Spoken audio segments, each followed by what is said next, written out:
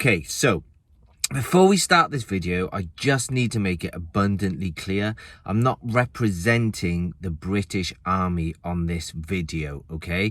So my reasons behind why you should join the Army in 2023 are purely my opinions only, and that's because I spent such a long time in the military. I think these tips could help you decide whether you should join the Army in 2023 or not. So let's get into it. So the first one I'm going to talk to you about is, of course, pay. Now, a lot of you will say, a lot of people that have been in the Army and got out the Army, they might say that pay is terrible at the beginning. And pay is pretty bad at the beginning. I will admit to that. I won't be the first one to say pay is really good. However, it's a super steady income and it does rise rapidly as you get promoted and when we get pay increases each year. But the key to it, like with during the coronavirus pandemic, when people were getting furloughed and made redundant and weren't getting paid, the Army was consistently getting paid month after month. So I would say if you're uncertain about what you want to do, and at this moment in time you are quite young, or in fact you are quite old, and now you don't know what to do, what will happen is you will get paid, but on top of that you'll also get accommodation as well. And if you're married, you'll get accommodation for your family that's super cheap. So that's what you've got to take into account when people do say that pay is low. In the same breath, you get all your dental, medical, you'll get seen straight away, and of course you will get a consistent, steady cash flow. So that's my first one. Pay really isn't that bad. The next one we're going to talk about is leave. You will get loads of leave, and you can carry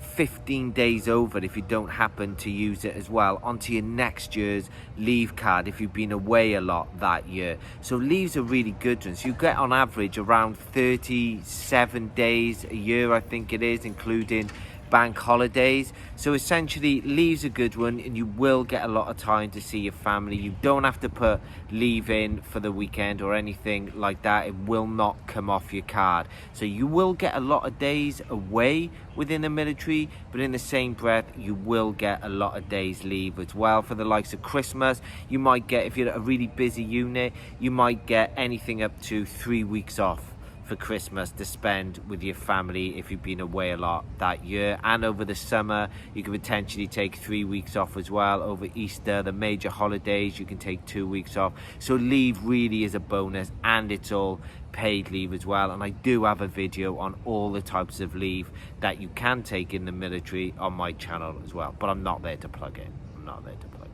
I am a little bit.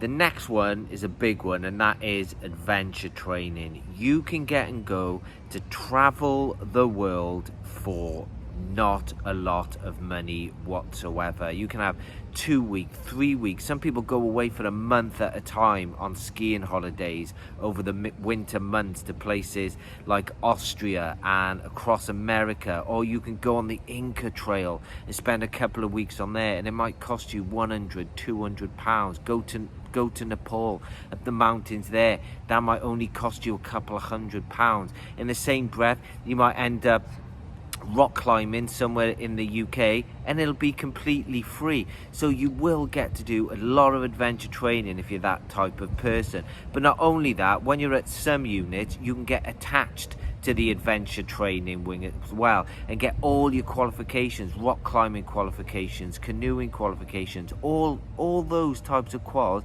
that the Army will pay for, and you could be attached to that actual place as well for a year or two, just instructing adventure training. So you'll be doing it all of the time. That is one big bonus about joining the Army as well.